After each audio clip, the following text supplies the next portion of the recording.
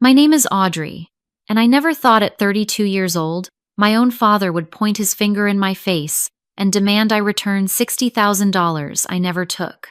The worst part wasn't the accusation, but how quickly my entire family believed I would steal from my own mother. That night at our family dinner, as the words hung in the air, I realized blood doesn't guarantee loyalty.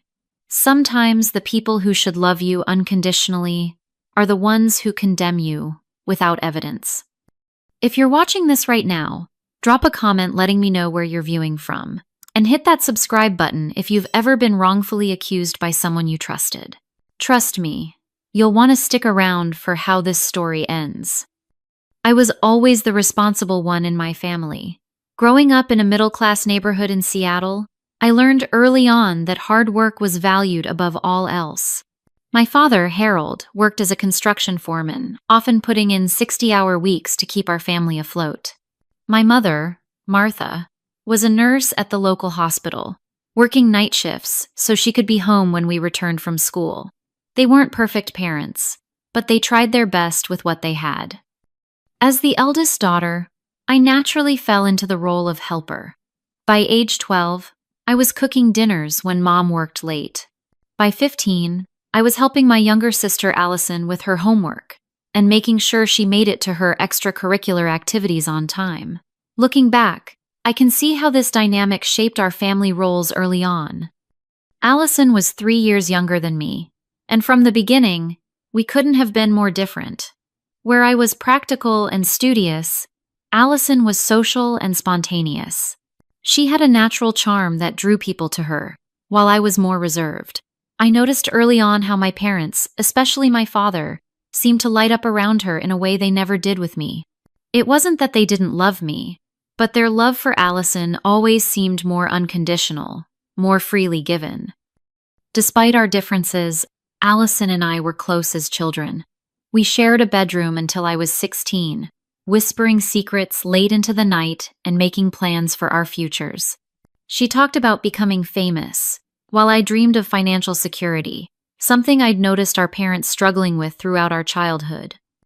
Money was always tight in our household. I remember the hushed arguments behind closed doors, the pile of bills on the kitchen counter, and the way my mother would stretch a pound of ground beef to last 3 meals. When I was 14, I got my first job bagging groceries at the local supermarket. Every paycheck, I saved half and gave the other half to my parents, insisting they use it for bills. They initially refused, but eventually accepted my help with a mixture of pride and sadness that their teenage daughter felt responsible for contributing to family finances. Education was my ticket to a better life. I studied relentlessly throughout high school, earning a partial scholarship to the University of Washington. Even with the scholarship, college wasn't easy financially. I worked 30 hours a week at a campus bookstore while maintaining a full course load in accounting. There were nights I slept only 4 hours, running on coffee and determination. Meanwhile, Allison attended community college, dropped out after a year, and cycled through a series of retail jobs. After graduating with my accounting degree, I secured a position at a respected firm in Seattle. The financial stability I'd craved my entire life was finally within reach. I moved into my own apartment, started building savings, and even began helping my parents with larger expenses. When their roof needed replacing 3 years ago, I covered half the cost. When Dad's truck broke down, I helped pay for repairs. It wasn't that I felt obligated exactly, but I wanted to ease their burden after all they'd sacrificed for us. 2 years ago, my mother began experiencing health issues. What started as occasional forgetfulness progressed to concerning memory lapses. The doctors ran tests, but couldn't provide a definitive diagnosis beyond mild cognitive impairment. During this time, I stepped in to help manage her finances. I set up automatic bill payments, organized her banking information, and checked her accounts regularly to ensure everything was in order.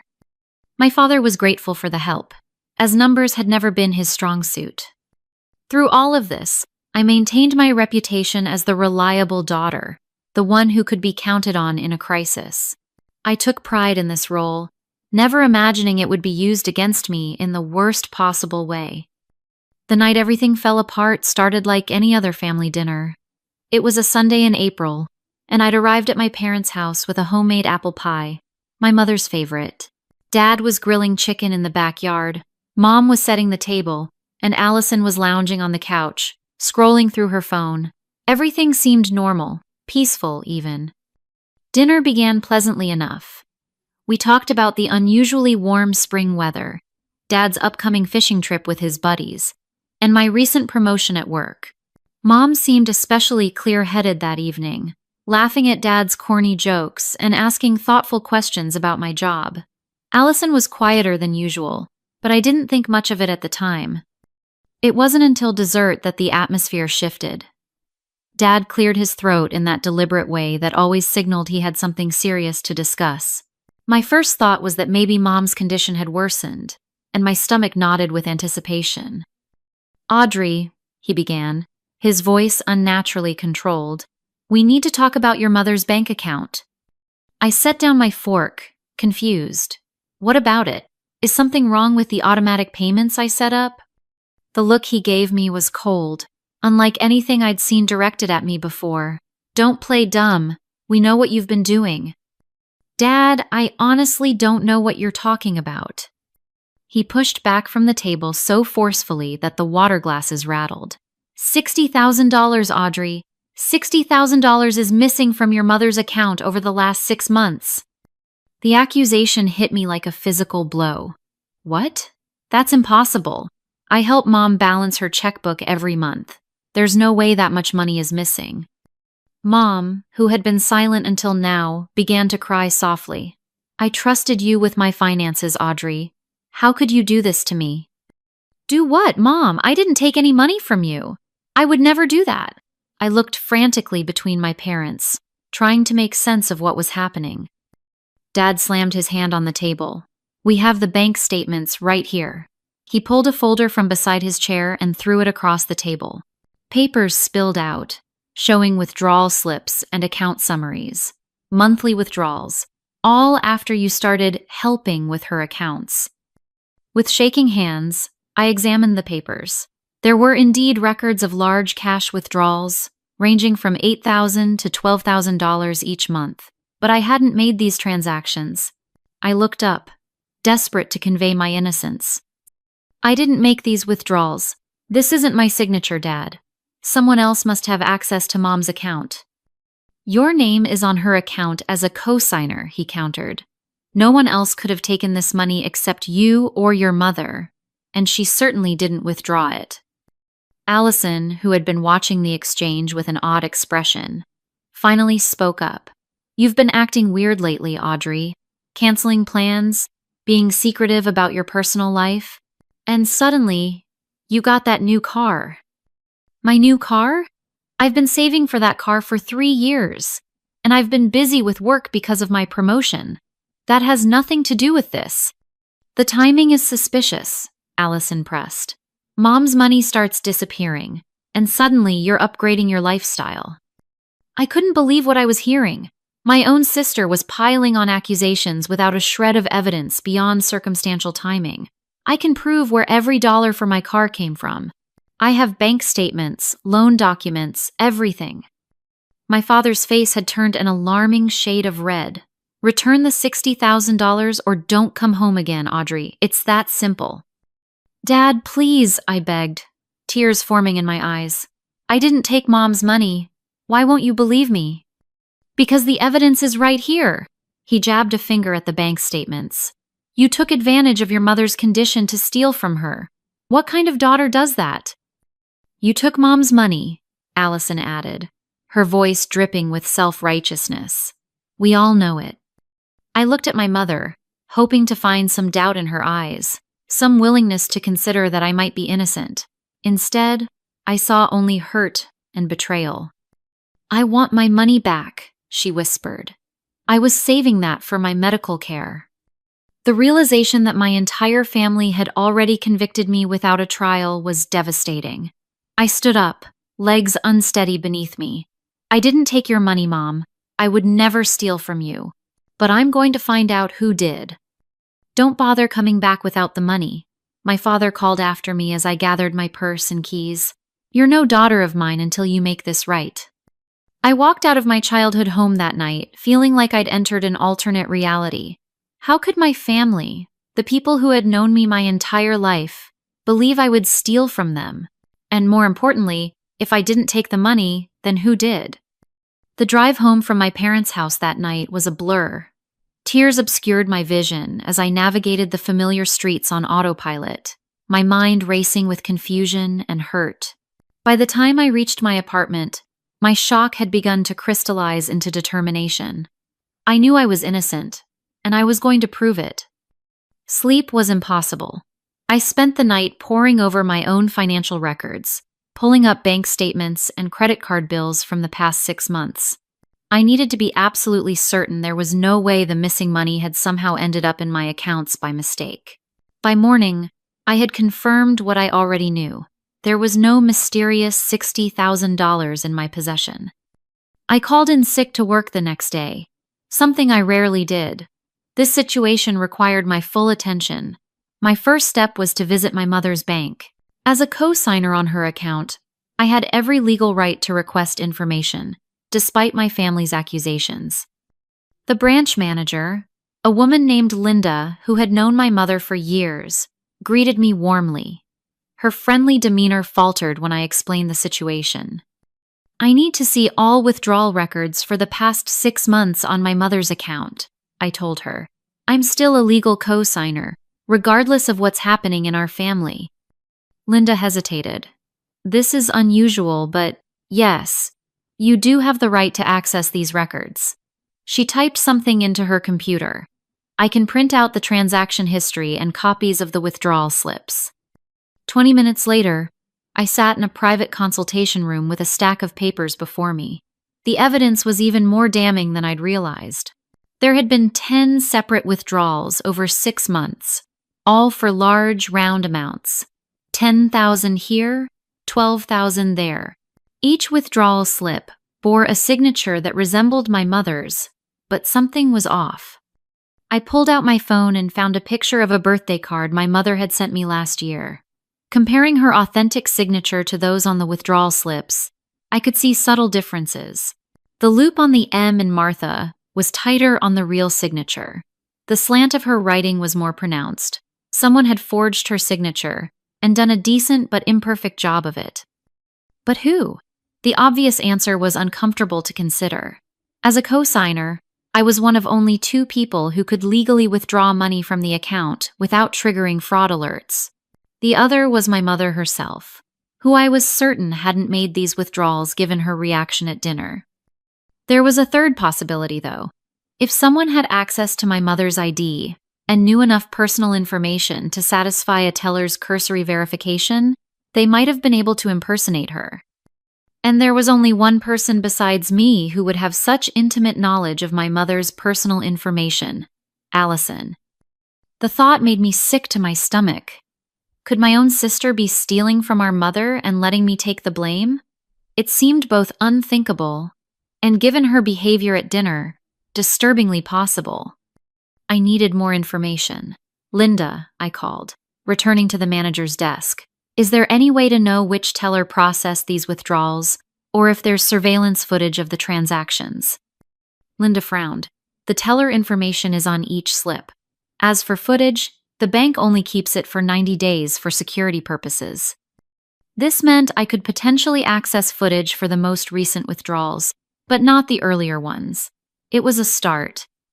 I'd like to request the available footage for these dates, I said, pointing to the 3 most recent withdrawal slips. I believe someone is impersonating either me or my mother. This is becoming a serious matter, Linda said.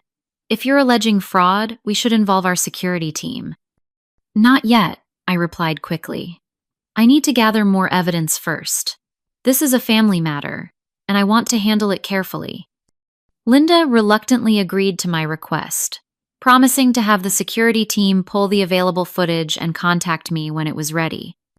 My next step was to call my friend Jessica, who worked as a financial crimes analyst at a different bank. We met for coffee that afternoon, and I laid out the entire situation. "This is definitely identity theft," Jessica said after examining copies of the withdrawal slips I'd obtained. "The question is, who's doing it?" "I think it might be my sister," I admitted, the words painful to say aloud, but I need more evidence before I make that accusation to my parents. They already don't believe me. Jessica nodded sympathetically. "Follow the money. Whoever took $60,000 either spent it on something significant or deposited it somewhere. Look for changes in your sister's lifestyle, major purchases, new accounts." It was solid advice. I spent the next few days discreetly investigating Allison's recent activities.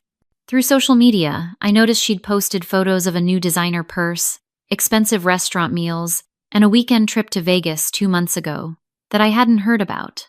None of these things were smoking guns on their own, but collectively they suggested a level of spending that didn't align with her job as a retail manager.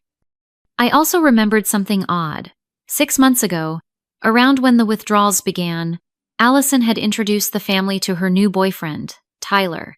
I'd only met him twice, finding him charming but somewhat evasive about his work and background. Could he be involved somehow?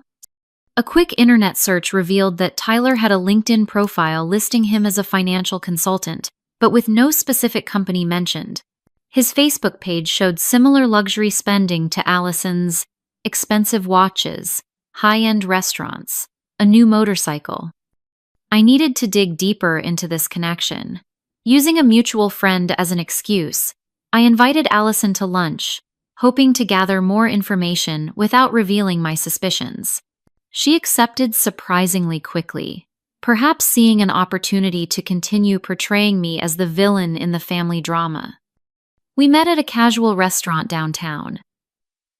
Allison arrived 20 minutes late, dressed in clothes that I recognized as being well beyond her normal budget. "Nice blouse," I commented casually. "Is it new?" "Yeah," she said with a dismissive shrug. "Just a little something I picked up last week." I recognized the brand, having browsed the same store recently. The blouse would have cost at least $300. Things must be going well at the store. "They're fine." She changed the subject quickly. "Have you returned Mom's money yet?" I maintained my composure with effort. "Allison, I didn't take Mom's money. I'm trying to figure out what really happened." She rolled her eyes. "Give it up, Audrey. The evidence is clear. Just admit what you did, return the money, and maybe the family can start to heal." Throughout lunch, I noticed how Allison deflected questions about her finances and Tyler, while continuing to press me about the missing money. Her phone buzzed constantly with texts, which she checked anxiously. When I casually asked if it was Tyler texting, her reaction was defensive and guarded. After lunch, my suspicions had only grown stronger. On an impulse, I drove past Allison's apartment building. In the parking lot, I spotted Tyler's motorcycle, and beside it, a brand new SUV that I hadn't seen before. It was exactly the kind of vehicle Allison had talked about wanting for years. The pieces were starting to fit together, but I still needed hard evidence. The bank called the next day to inform me that the security footage was ready. With growing anticipation and dread, I went to view it. The bank's security room was small and windowless, with several monitors displaying different camera angles of the branch. Linda and a security officer named Steve sat with me as they queued up the footage from the dates I'd requested. "We've located 3 separate videos that match the withdrawal dates you specified," Steve explained. "The camera angle gives a clear view of the teller window." The first video began to play. My heart raced as I watched the time stamp in the corner, knowing this would be the moment of truth. A woman approached the teller window, her back to the camera. She wore a hat and sunglasses, but her build and height were unmistakable. "That's my sister," I whispered, a mixture of vindication and heartbreak washing over me. The footage showed Allison presenting ID to the teller, engaging in casual conversation, and then receiving a large amount of cash. She signed the withdrawal slip with practiced ease, making it look natural. The second and third videos showed similar scenes, though in one, Tyler waited nearby, casually browsing a pamphlet stand while Allison conducted the transaction. "Would it be possible to get copies of these videos?" I asked. Steve nodded. "We can provide them since you're a co-signer on the account. But Miss Wilson, this appears to be fraud. The bank will need to open an investigation." "I understand," I said. "But please give me a few days before you make it official. This is my family, and I need to handle it carefully." With copies of the footage and transaction records in hand, I had solid evidence of who had been stealing from my mother's account, but something still didn't make sense. Why would Allison need $60,000? Even with her spending habits, that was an enormous sum.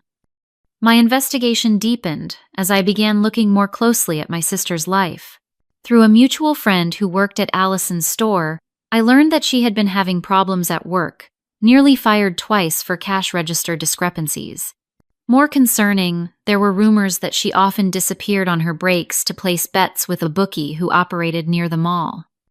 A gambling problem would explain the need for large sums of cash, but I needed more concrete evidence before confronting my family. I decided to take a risk. Using the spare key to Allison's apartment that I'd kept for emergencies, I let myself in while I knew she was at work. I felt terrible violating her privacy this way, but the stakes were too high to worry about niceties. Inside, I found evidence that confirmed my worst fears. Hidden in her desk drawer were multiple overdue notices from credit card companies, a letter from a payday loan company threatening collections, and most damning of all, handwritten IOUs to someone named Vince, totaling over $30,000. There were also brochures for casinos in Las Vegas and receipts from online gambling sites. As I continued searching, I found something even more disturbing. In Allison's nightstand was a small notebook containing what appeared to be practice versions of our mother's signature. Page after page showed attempts to perfect the forgery, with notes in the margins about specific letter formations. But the most heartbreaking discovery came when I found a folder labeled Mom's Medical tucked beneath Allison's mattress. Inside were medical reports that I'd never seen before, including a neurologist's assessment from 3 months ago that clearly stated my mother was showing early signs of dementia. The doctor had recommended follow-up appointments and possible medication, but to my knowledge, none of this had happened. My family had been hiding my mother's condition from me. Perhaps they thought I already had too much on my plate, or maybe they were in denial themselves. Whatever the reason, this information put the missing money in a new light. The $60,000 my mother mentioned saving for medical care would likely be essential for her treatment going forward. As I was about to leave, I noticed Allison's phone on the counter. She must have forgotten it in her rush to work. On impulse, I picked it up. To my surprise, it wasn't locked. I quickly checked her text messages, finding a lengthy thread between her and Tyler discussing money, my mother's account, and most incriminating, messages about making sure Audrey takes the fall if anything goes wrong. I took photos of everything I'd found with my own phone, ensuring I had digital evidence that couldn't be easily destroyed. As I was finishing, I heard a key in the lock. Panicking, I slipped into the hallway closet just as Allison and Tyler entered the apartment. "I can't believe I forgot my phone," Allison was saying. "Vince has been blowing it up all day. He says if we don't get him the money by Friday, he's coming after you." "Relax," Tyler replied. "We've got it covered. One more withdrawal from your mom's account should take care of it." "We can't," Allison said, her voice tight with stress. "Audrey's been to the bank asking questions. They might be watching the account now." "Then we need to make sure the blame stays firmly on her," Tyler insisted. "Your parents already believe she took the money. We just need to keep it that way until we can figure out how to pay Vince." "And what about Mom's treatments?" Allison asked, a rare note of guilt in her voice. "Your dad's got that construction company pension," Tyler said dismissively. "They'll manage. Right now, we need to worry about ourselves." I remained frozen in the closet, hardly daring to breathe, as they retrieved Allison's phone and left. Once I was sure they were gone, I slipped out of the apartment, my mind reeling from what I'd overheard. The truth was now painfully clear. My sister and her boyfriend had stolen $60,000 from our mother, money intended for her medical care, to pay gambling debts. And they had deliberately set me up to take the blame. What hurt even more was realizing my parents had kept my mother's worsening condition from me. Despite all I'd done to help them over the years, they still didn't trust me with the truth about her health. I drove home in a daze, overwhelmed by the layers of betrayal. My family was in deeper trouble than I'd imagined, and fixing it would require more than just exposing Allison's theft. I needed to decide not only how to clear my name, but whether this family was worth saving at all. Armed with evidence and a growing sense of resolve, I decided to approach my parents directly. Perhaps seeing proof of Allison's deception would open their eyes to the truth. I called ahead to make sure they would both be home and that Allison wouldn't be there. My father answered the door with a cold expression that softened slightly when he saw my serious demeanor. "Have you brought the money back?" he asked, his voice gruff but lacking the anger from our last encounter. "No, Dad. I've brought the truth. Can we talk inside?" He hesitated, then stepped aside to let me in. Mom was sitting in her favorite armchair, looking smaller and more fragile than I remembered. Her eyes lit up briefly when she saw me, then clouded with confusion. "Audrey brought some information about the missing money," Dad explained to her slowly. I sat across from them and carefully laid out what I'd discovered. The bank footage showing Allison making withdrawals, the forged signatures, the evidence of gambling debts. I showed them photos of the practice signatures I'd found in Allison's apartment and played a recording of Tyler's conversation about pinning the blame on me. "This is ridiculous," my father interrupted, though I could see doubt beginning to creep into his expression. "You could have doctored these videos or planted this evidence." "Dad, why would I do that? Think about it. I've always helped this family financially. I have a good job, savings, investments. Why would I suddenly need to steal from Mom?" Before he could answer, the front door opened, and Allison walked in. She froze when she saw me sitting with our parents, surrounded by evidence. "What's she doing here?" Allison demanded. "I thought you said she wasn't welcome until she returned the money." "Your sister has brought some concerning information," Mom said, her voice surprisingly clear. "She says you took my money, Allison." Allison's face flushed red. "That's absurd. She's just trying to shift the blame because she got caught." She turned to me with venom in her eyes. "How dare you come here and try to turn them against me?" "I have video footage of you at the bank, Allison," I said calmly, "making withdrawals from Mom's account on 3 separate occasions. The bank is opening a fraud investigation." "You're lying!" she screamed, but the panic in her eyes told a different story. "I also found these in your apartment." I held up my phone showing photos of the IOUs and practice signatures. "You've been stealing from Mom to pay gambling debts, and you and Tyler plan to frame me for it." My father stood up abruptly. "You broke into your sister's apartment? That's illegal, Audrey."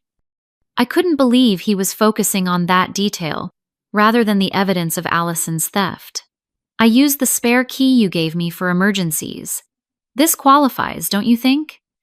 "You had no right," Allison shouted, tears streaming down her face now. "You've always been jealous of me, always trying to make yourself look better by tearing me down." "Jealous?" I laughed incredulously. "Allison, I've spent my entire adult life helping this family while you've taken, and now you've stolen money that Mom needs for her medical care." A heavy silence fell over the room at my words. My mother looked down at her hands, and my father's expression darkened. "You know about her diagnosis," he said quietly. "Yes. I found the medical reports in Allison's apartment. Why didn't you tell me Mom has dementia? I could have helped with her care, with finding specialists." "We didn't want to burden you," Mom said softly. "You already do so much." "It wasn't your business," Allison cut in. "You're always trying to control everything, acting like you're so perfect. Maybe I did take some money, but it was because I needed help and knew you'd just judge me for it." Her partial admission hung in the air. My father looked between us, clearly struggling to process everything. How much did you take, Allison? He finally asked, his voice dangerously quiet. It doesn't matter, she deflected. What matters is Audrey breaking into my home and invading my privacy. $60,000, I exploded. She took $60,000 from Mom's account to pay gambling debts, money that was supposed to be for Mom's treatment. And instead of admitting it, she let you believe I stole it. She let you tell me I was dead to you if I didn't return money I never took. The front door opened again, and Tyler walked in. He assessed the situation quickly, his charming smile faltering when he saw the evidence spread out on the coffee table. What's going on here? He asked, moving to stand beside Allison. We know everything, I told him. About the withdrawals, the gambling debts, all of it. You don't know anything, he sneered, but I could see the calculation in his eyes as he looked for an escape route. I know Vince is expecting his money by Friday, I said, watching his face pale. I know you both planned to frame me if you got caught. I know you've been using my sister and stealing from my mother. My father, who had been uncharacteristically quiet, suddenly stood up and pointed at the door. Get out of my house, he said to Tyler, his voice shaking with anger. Dad, wait, Allison pleaded. It's not what it looks like. Tyler was helping me invest the money. We were going to pay it back with interest. Investing? I scoffed. Is that what you call losing $30,000 to a bookie named Vince? The color drained from Allison's face. How do you know about Vince? I heard you and Tyler talking about him, about how he's coming after Tyler if you don't pay by Friday. My mother began to cry quietly. My savings, she whispered. For my treatments. It's all gone? The reality of what they'd done seemed to finally hit Allison. She sank onto the couch, her defiance crumbling. I was going to pay it back, she insisted weakly. I just needed a little more time. Time for what? My father demanded. To gamble more? To steal more from your mother? Tyler, sensing the tide turning against them, began inching toward the door. This is a family matter. I should go and let you sort this out. Don't you dare leave, my father growled. You helped my daughter steal from her sick mother. You're not going anywhere except to the police station. Police? Allison's head snapped up. Dad, no! You can't call the police on us. Watch me, he said, reaching for his phone. What followed was chaos. Allison began sobbing hysterically, while Tyler tried to convince my father that involving the police would only make things worse. Neighbors who had heard the shouting came to the door to check if everything was all right, adding to the humiliation of having our family's dirty laundry exposed. Throughout it all, I sat beside my mother, holding her hand as she processed the betrayal of her younger daughter. I thought it was you, she kept saying. We accused you of something so terrible, and you were innocent all along.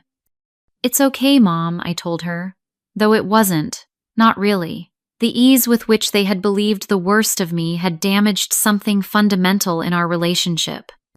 Eventually, Tyler left after my father threatened to call the police immediately if he didn't leave Allison and our family alone for good. Allison retreated to her old bedroom, still sobbing about how unfair everything was and how she was the real victim. Left alone with my parents, I faced the uncomfortable aftermath of vindication. I need you both to understand something, I said quietly. The fact that you immediately assumed I would steal from you without even giving me the benefit of the doubt has hurt me deeply. I don't know if our relationship can ever be the same. We made a terrible mistake, my father admitted, looking suddenly old and defeated. I don't expect you to forgive us right away, or maybe ever. But I hope you'll give us a chance to make it right. I wasn't ready to offer forgiveness, not yet. Right now, we need to focus on Mom's care and figuring out what to do about the stolen money.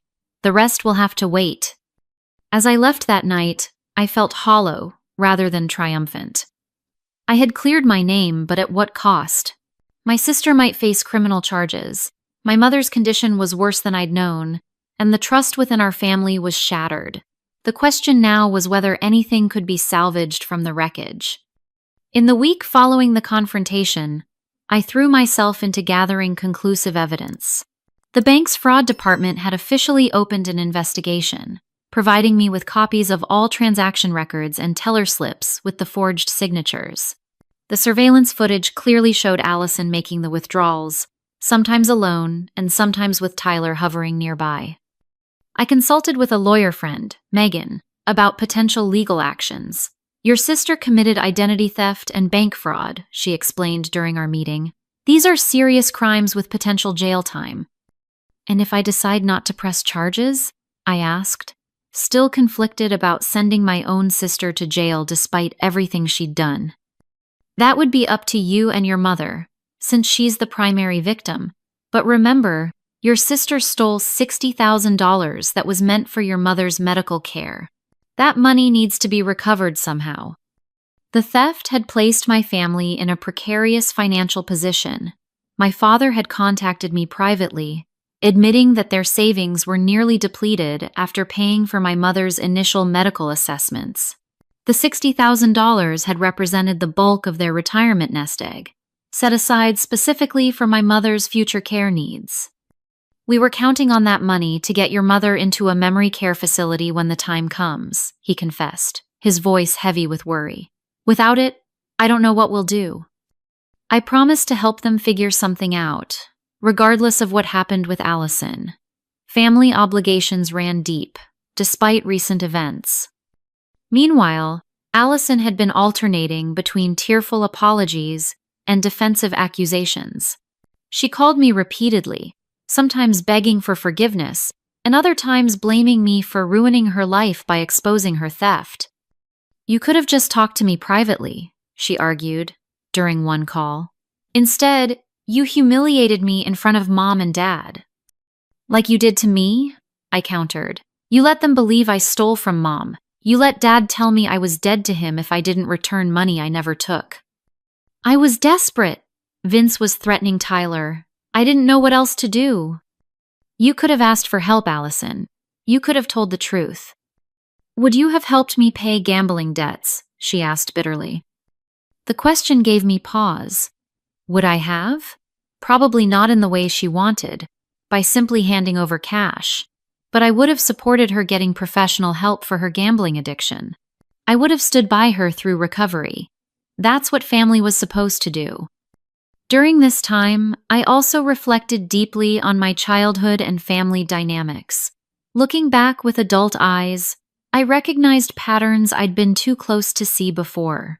The way my father had always favored Allison, excusing her mistakes while holding me to higher standards. How my mother had relied on me for practical support but turned to Allison for emotional comfort. The subtle message had always been that I was valued for what I could provide, while Allison was valued simply for who she was.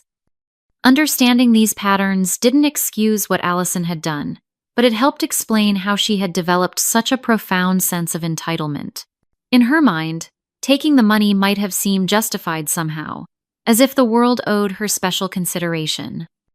I gathered all the evidence into a comprehensive file: bank records, surveillance footage, photos of the forged signatures, text messages between Allison and Tyler discussing the scheme. The final piece came when I received an email from the bank confirming that the handwriting on the withdrawal slips did not match my mother's official signature on file. With this complete evidence portfolio in hand, I had to make a decision about pressing charges. This wasn't just about punishing Allison. It was about whether there was any path forward for our family. I arranged to meet my parents at their home again, bringing the evidence file with me. Allison would be there too, at my insistence. This needed to be resolved with everyone present. The atmosphere was tense as we gathered in the living room. My mother looked frail, the stress of recent events taking a visible toll. My father seemed to have aged years in just a week. Allison sat apart from them, eyes downcast. I've brought everything together, I said, placing the file on the coffee table. The bank has confirmed this was fraud. They're waiting on our decision about pressing charges before they proceed. Charges? My mother repeated, distressed. Against Allison? Yes, Mom. What she did was criminal. She stole $60,000 from you by forging your signature. Allison began to cry softly. I know what I did was wrong. I got in too deep with gambling. Tyler convinced me it was just borrowing, that we'd win it back and replace it before anyone noticed. But you didn't win it back, my father said flatly. And when you were caught, you blamed your sister. I panicked. I didn't know what else to do. She looked up at me pleadingly. Audrey, please don't send me to jail. I'll do anything to make this right. I took a deep breath, having already decided my course of action during my drive over. I'm not pressing charges on one condition. You get help for your gambling addiction, and you find a way to pay back every cent you took from Mom. Relief washed over her face, quickly followed by confusion.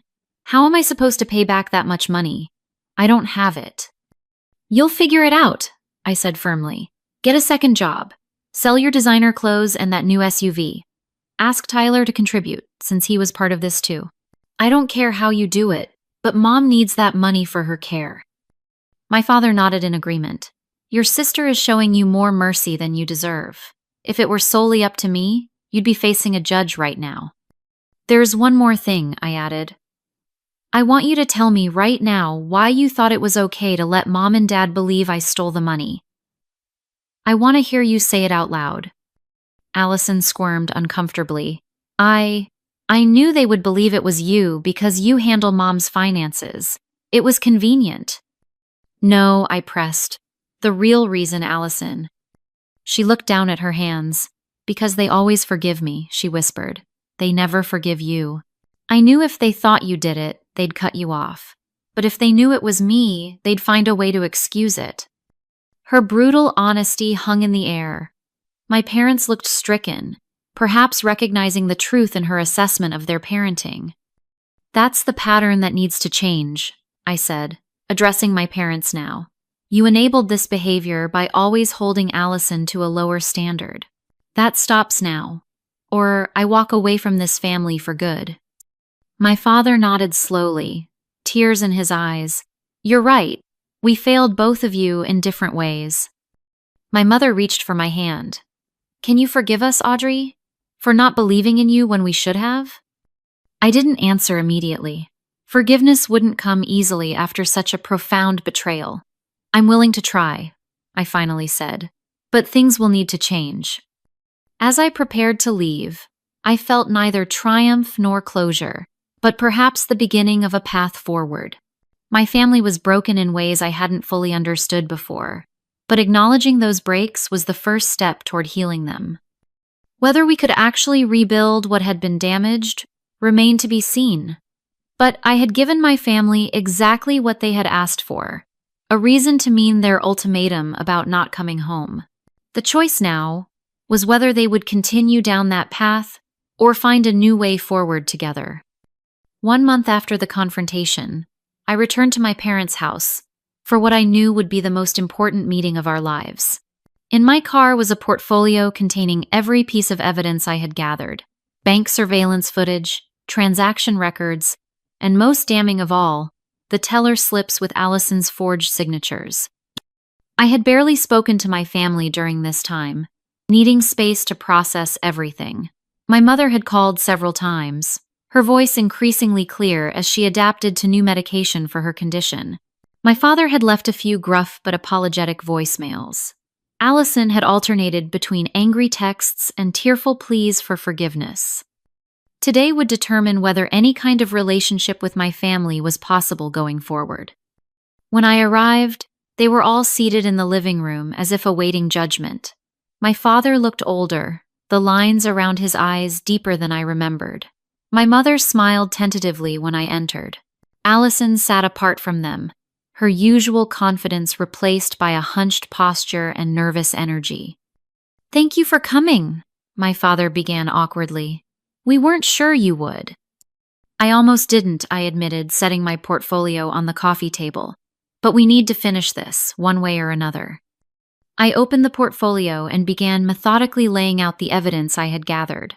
The bank statements showing the pattern of withdrawals, the surveillance footage stills showing Allison at the teller window, and finally, the teller slips with the forged signatures. I placed them on the counter slowly, watching as my family confronted the irrefutable evidence of betrayal. "The bank has completed its investigation," I said. "They've confirmed this was fraud. Allison forged Mom's signature and stole $60,000. My father looked at the evidence, his jaw tight. "What happens now? Will they press charges?" "That depends on us," I explained. "Specifically on Mom, since it's her account. The bank will respect her wishes." All eyes turned to my mother, who was staring at the evidence with a mixture of sadness and resolve. "Allison," she said quietly, "you need to explain yourself. All of it. Right now." The directness of her demand seemed to startle everyone. My mother had always been the peacemaker, the one who smoothed things over rather than demanding accountability.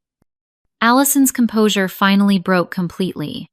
"I started gambling about 2 years ago," she confessed, tears streaming down her face. "Just small bets at first, on sports games with Tyler. But I kept losing, and the bets got bigger.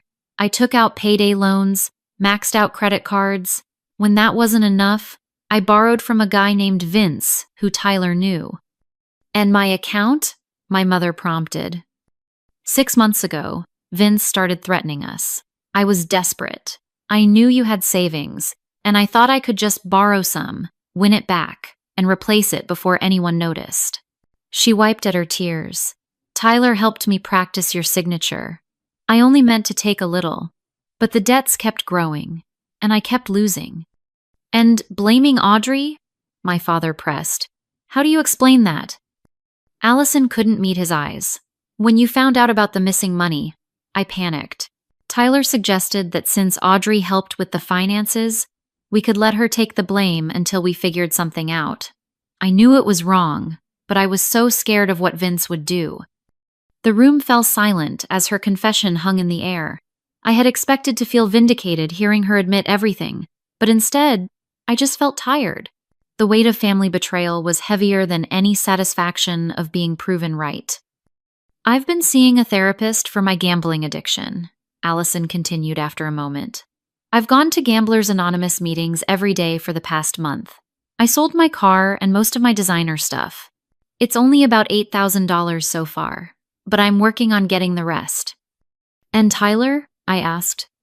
"Gone," she said simply. "He disappeared when he realized I couldn't get any more money. Last I heard, he left the state." I nodded, unsurprised. Men like Tyler were experts at extracting what they wanted and vanishing when things got difficult. "Here's what's going to happen," I said, looking at each family member in turn. "Mom, I've set up an appointment with a financial advisor who specializes in elder care. We need to make sure your remaining assets are protected and properly managed for your future needs." My mother nodded gratefully.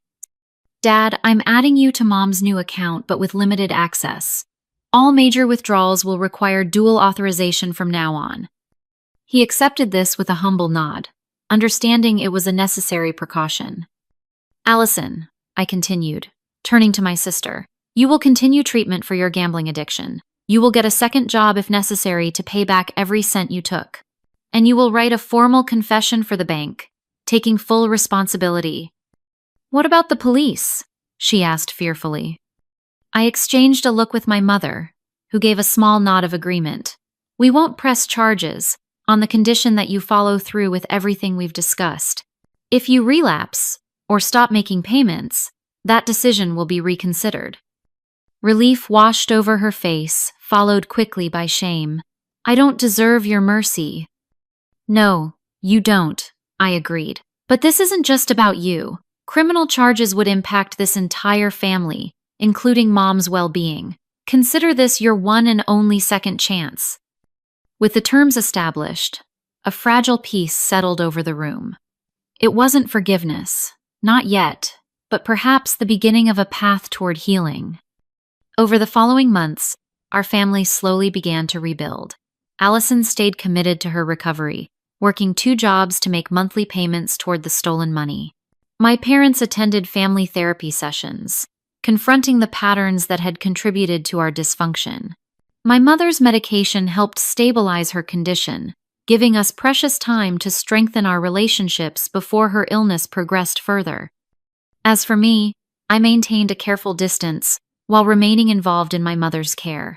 Trust, once broken, couldn't be instantly restored. But I found that helping my family navigate this crisis had given me a new perspective on my own worth. I was more than the reliable daughter, the financial provider, the responsible one. I was a woman who stood up for truth, who refused to accept blame for something I hadn't done, who demanded respect rather than settling for less. 6 months after that final confrontation, my mother called to invite me to Sunday dinner. "Just us this time," she assured me. "Your father and I want to talk to you." I accepted cautiously, unsure what to expect. When I arrived, the house smelled of pot roast, my favorite childhood meal. My parents welcomed me with a warmth that felt genuine rather than performative. After dinner, my father cleared his throat. "We've been doing a lot of thinking, and a lot of talking in therapy," he began, "about how we failed you. Not just during this incident with Allison, but throughout your life." My mother took over. "We put so much pressure on you to be the responsible one, the helper. We took your support for granted while making excuses for your sister. It wasn't fair, and we're deeply sorry." "We're proud of you, Audrey," my father added, his voice thick with emotion. "Not just for what you do for this family, but for who you are, for your integrity, for standing up for yourself when we should have stood up for you."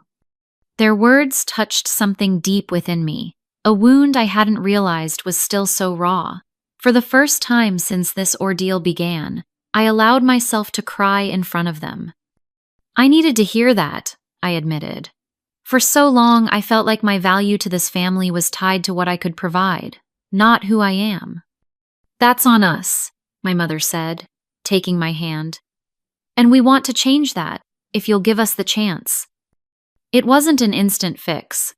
True reconciliation would take time, consistent effort, and fundamental changes in how we related to each other. But sitting there with my parents, I felt something I hadn't expected to feel again: hope for our family's future.